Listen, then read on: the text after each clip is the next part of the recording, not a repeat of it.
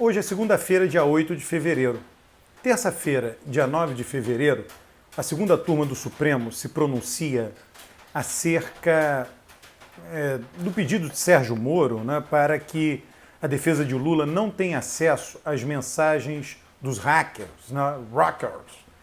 Né, então a segunda turma do Supremo, né, terá a chance de se pronunciar. Veja como é que aconteceu, tá? O Sérgio Moro fez esse pedido e enviou para o Fachin. Fachin recebe isso e não decide nada. Diz assim, olha, isso não é comigo, mandou para o Lewandowski. E aí aparece pautado. Quem pauta é o ministro Gilmar Mendes. Né? Então, talvez tenha havido lá uma conversa informal entre eles. Olha, né, o Fachin disse, eu não vou tomar nenhuma decisão monocrática com relação a isso. Então, vocês veem aí o que vocês fazem. Aí a segunda turma vai se pronunciar. Eu não duvido que possa vir a ser 5-0 a favor da defesa de Lula, tá? Que o próprio Fachin, Carmen Lúcia, porque a segunda turma é quem? Fachin, Carmen Lúcia, Lewandowski, Gilmar Mendes e o novo ministro, né? O nomeado por Bolsonaro, o Cássio Marques, né? Eu não duvido que seja 5-0, dizendo, a defesa do Lula pode ter acesso a isso. Porque, a primeira coisa, olha que interessante, como tudo é bagunçado, como é que os procedimentos são todos bagunçados. A justiça sempre foi assim, tá? Eu sou crítico da justiça. Agora, eu não vou dizer as instituições não estão funcionando, a justiça tem um livro fantástico, Sociedade e Burocracia no Brasil Colonial, né, do Stuart Schwartz. Leia, compre, né? O Supremo Tribunal Federal, o que hoje é o Supremo Tribunal Federal, deve à sua tradição, que foi instalado no Brasil o Tribunal da Relação em Salvador em 1609. Que não era o último tribunal, nós éramos colônia, o último tribunal, se alguém perdesse, podia recorrer à Casa de Suplicação em Portugal, em Lisboa.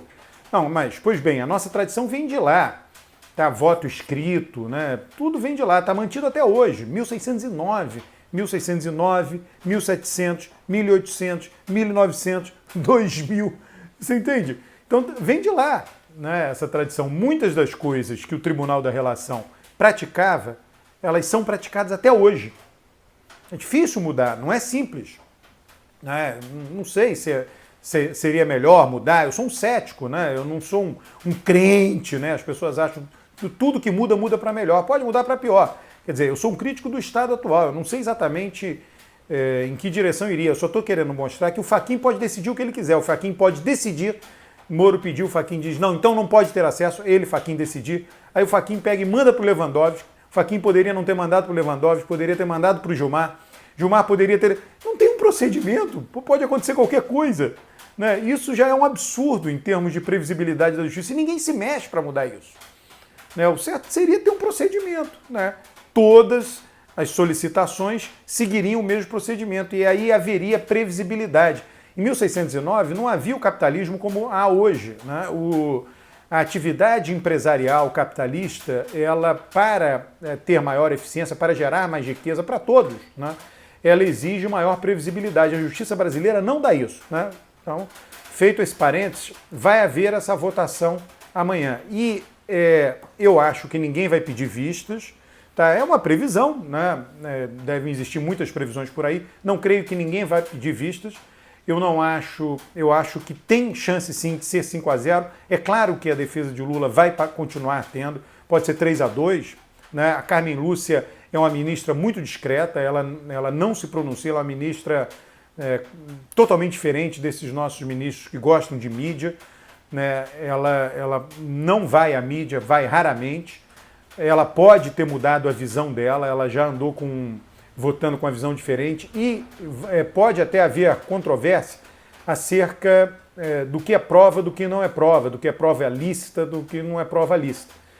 Tá?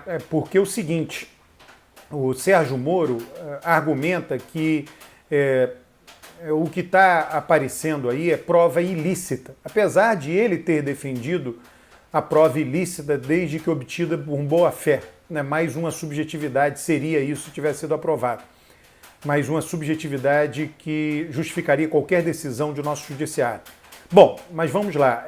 Já há uma controvérsia se essa prova é lícita ou ilícita, porque se os hackers estão presos porque acharam na casa deles esses diálogos, né, E se esses diálogos são falsos, não são verdadeiros, são ilícitos, então eles não poderiam estar presos. Então, entra uma controvérsia imensa.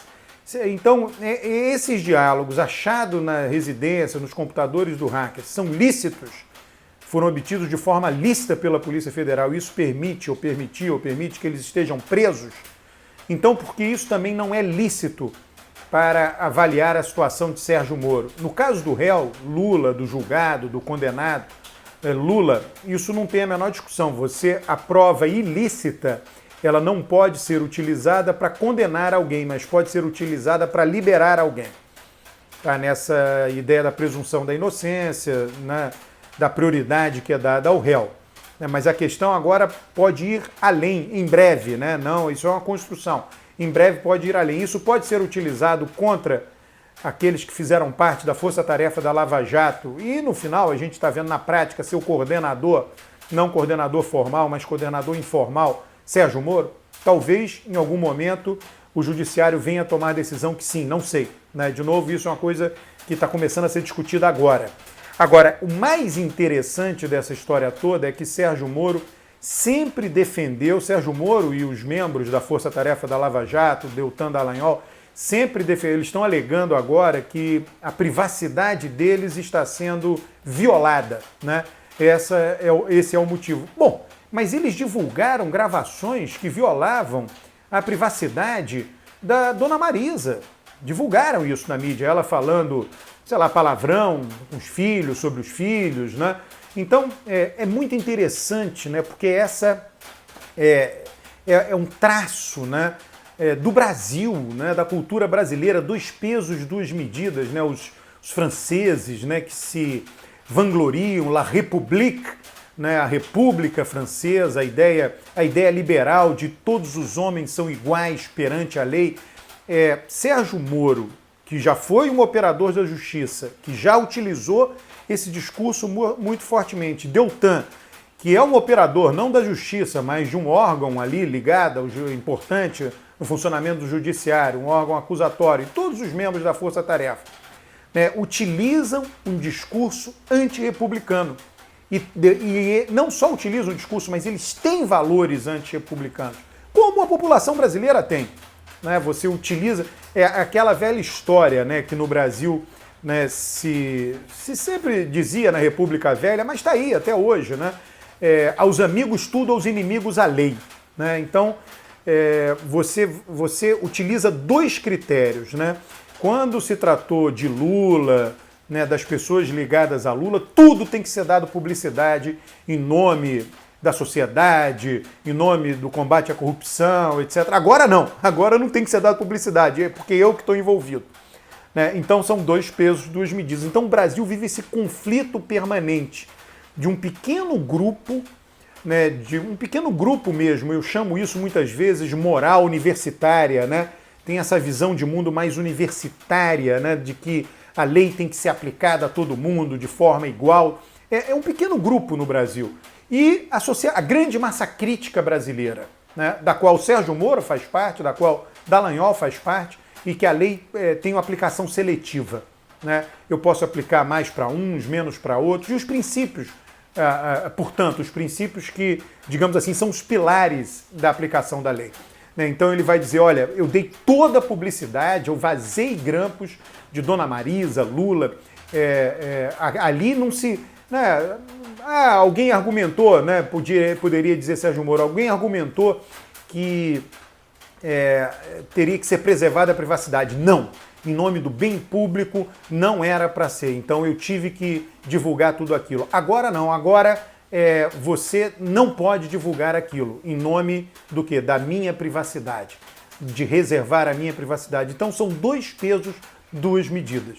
Né, isso que está em jogo agora. Amanhã o Supremo Tribunal Federal vai se pronunciar. O Supremo Tribunal Federal vai se pronunciar. E eu creio que, de novo, né, não ficarei surpreso se a votação for 5-0. Não será uma surpresa. Fachin tem permanecido quieto com relação a esses temas. Carmen Lúcia eu já mencionei já há muito tempo. A gente sabe as direções do voto, tanto de Lewandowski quanto de Gilmar Mendes. Cássio Marques tem ficado quieto, ele já teve uma votação contra a Lava Jato, que ele se alinhou na segunda turma, tanto a Lewandowski quanto a Gilmar Mendes. Então vamos aguardar isso. Será mais um revés importante para a Lava Jato amanhã.